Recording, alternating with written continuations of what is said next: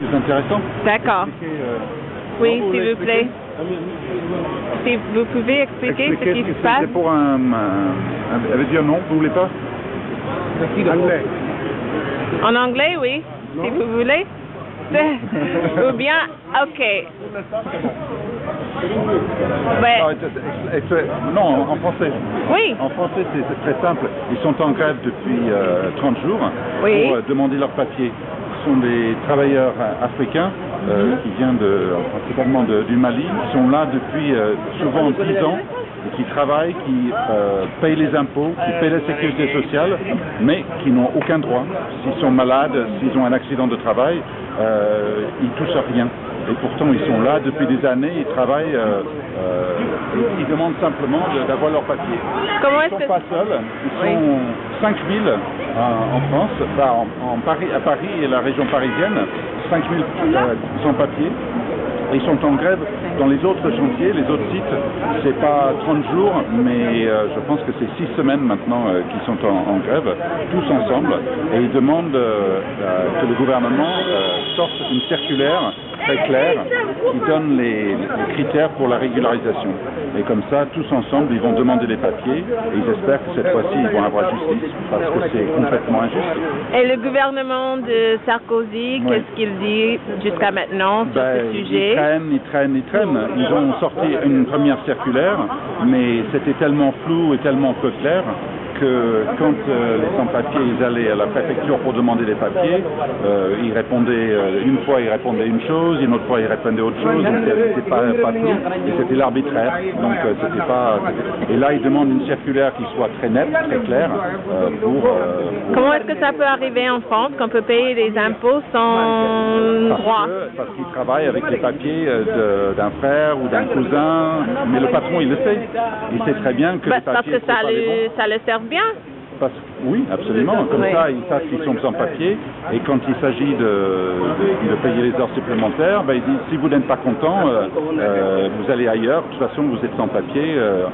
Vous pouvez toujours être dénoncé. Donc, il y a une pression quand ils sont en situation qui n'est pas stable. Et donc, ils demandent des papiers. Et donc, qu'est-ce qu'il fait avec... Ils ne sont pas seuls. Il y a des centaines de milliers en France. Centaines de milliers, hundreds of thousands. Ah oui, ça c'est beaucoup. Et qu'est-ce qu'il fait vraiment avec les impôts, le patron? C'est envoyé au gouvernement. Le gouvernement prend l'argent sans rien donner. La sécurité sociale, il touche, mais si un sans-papier il va chez le médecin va demander le papier d'identité avec et ça ne correspond pas.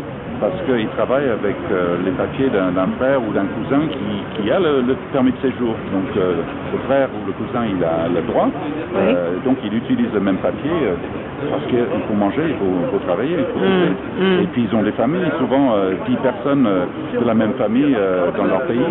Et ils envoient en moyenne 400 € par mois pour leur famille, pour faire vivre les frères, les sœurs.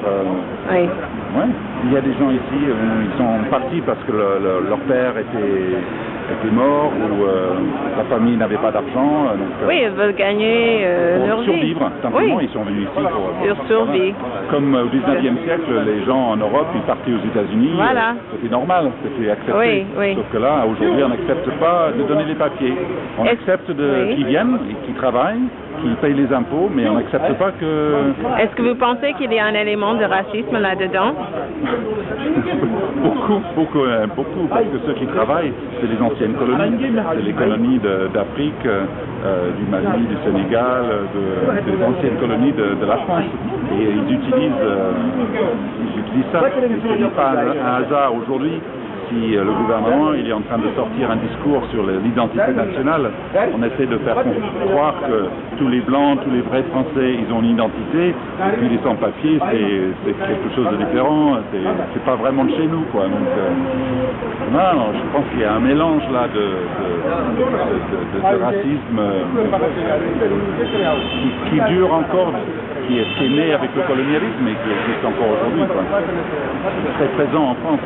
Mais l'espoir dans ce mouvement, c'est qu'il y a aussi une solidarité y compris des Français, des Blancs. Dans le quartier, il y a beaucoup de gens qui donnent de l'argent, à Eric qui donnent des baguettes, qui donnent à manger, enfin, qui passent, qui disent bonjour, qui donnent de l'argent dans la caisse. Oui. Il y a une solidarité qui est de plus en plus importante en France aujourd'hui. C'est nécessaire, il faut changer les choses. Voilà, Ils vont avoir besoin d'une solidarité des Français. Voilà. Et vous vous appelez comment? Moi? Oui. Moi je m'appelle Ross. Ross? Oui, voilà, moi je suis... Vous êtes à l'origine je suis anglais, mais bon, je suis français aussi. Donc, oui. Ça fait longtemps que je suis ici.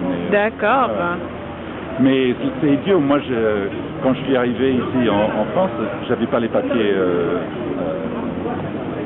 pour travailler, mais on m'a jamais posé des questions, jamais je suis arrêté dans la rue parce que je suis blanc. Et qu'est-ce que vous faites pour ces gens-là? Là, je suis en solidarité avec eux. Je fais partie d'un parti politique qui s'appelle le NPA, le nouveau parti anticapitaliste, mais on a plusieurs organisations, syndicats, associations dans le quartier. Il y a un comité de soutien unitaire de tous les gens de gauche, en fait, des partis, des associations, des syndicats, et mon parti fait partie de ça, mais aussi personnellement, moi je suis touché par leur lutte et je suis complètement en solidarité. D'accord. Voilà. Merci, Ross.